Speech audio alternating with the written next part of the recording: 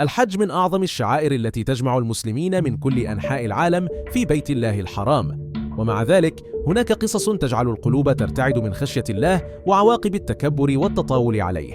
في هذا المقطع سنروي لكم أحداثا حقيقية تحمل عبرا لكل من يعقل ويتفكر. القصة الأولى: الفتاة التي تحدت الله في الحرم قبل أيام قليلة من موسم الحج، وخلال طواف الحجاج حول الكعبة المشرفة لفتت فتاة الأنظار بسلوك غريب وغير لائق في هذا المكان المقدس. كانت تقف أمام مقام إبراهيم ممسكة بهاتفها المحمول، تتحدث بصوت مرتفع وتطلق ضحكات غير مبالية بجلال المكان. بدأ تصرفها وكأنها في حفل صاخب، مما أثار استياء الناس من حولها الذين التفتوا إليها بتعجب واستنكار. من بين الطائفين اقترب شيخ كبير بدا عليه الوقار والصلاح، وقال لها بصوت هادئ: يا ابنتي، اتقي الله، فهذا بيت الله الحرام، اخفضي صوتك واحترمي حرمة المكان.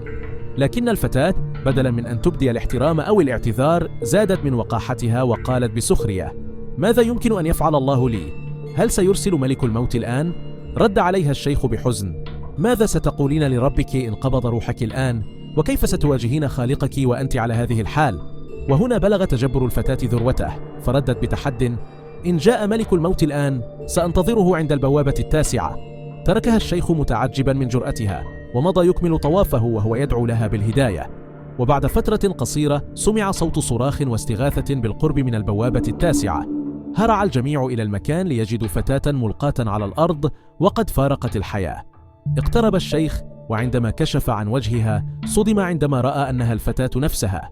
سبحان الله، لقد أرسل الله ملك الموت في المكان الذي تحددته بنفسها. القصة الثانية: الفتاة التي سخرت من أمها ومن الله في مكان آخر. كانت هناك فتاة تعيش حياة مليئة باللهو والانحراف، وفي أحد الأيام قررت الخروج مع أصدقائها في رحلة بالسيارة رغم معارضة والدتها.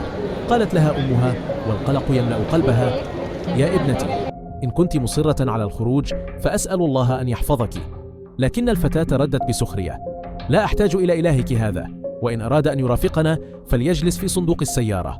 انطلقت الفتاة مع أصدقائها، لكن بعد ساعات قليلة تلقت الأم خبرا مفزعا: لقد تعرضت السيارة لحادث مروع أدى إلى اشتعال النيران فيها بالكامل، ومات جميع من كانوا داخلها. لكن الغريب في الأمر أن صندوق السيارة كان الجزء الوحيد الذي بقي سليما تماما، كأنما حفظه الله ليكون شاهدا على استهزائها وسخريتها. القصة الثالثة: كانت الشاب الذي تحدى الله علنا في إحدى الجامعات. وقف شاب ملحد وسط ساحة الجامعة محاطا بالطلاب، وقال بصوت مرتفع: سأثبت لكم الآن أن الإسلام كذبة، وأن الله غير موجود. إذا كان الله موجودا فليمتني خلال ساعة من الآن. أمسك بساعة يده وظل يكرر كلامه بتحد منتظرا مرور الساعة. التف الطلاب من حوله ينتظرون ما سيحدث، ومع مرور الوقت بدأت بعض النفوس تضعف، وبدأ الشك يتسلل إلى قلوب البعض. عندما انتهت الساعة ولم يحدث شيء انتفض الشاب بزهو وقال: ألم أقل لكم إن الله غير موجود؟ ثم غادر المكان ممتلئا بالغرور. لكن الله يمهل ولا يهمل. عندما عاد الشاب إلى منزله ذهب إلى الحمام ليغسل يديه قبل تناول الغداء، وفجأة سقط ميتا بلا مقدمات في نفس اليوم الذي تحدى فيه الله. هذه القصص إن صحت تحمل عبرة عظيمة لكل إنسان. الله عز وجل يمهل عباده لعلهم يتوبون، لكنه لا يهمل أبدا. التكبر والتطاول على الله يقودان إلى نهايات وخيمة. نسأل الله أن يرزقنا جميعا حسن الخاتمة، وأن يجعلنا من أهل الطاعة والإيمان. لا تنسوا مشاركة هذا المقطع مع أصدقائكم للاعتبار والتذكر. ودمتم في أمان الله وحفظه.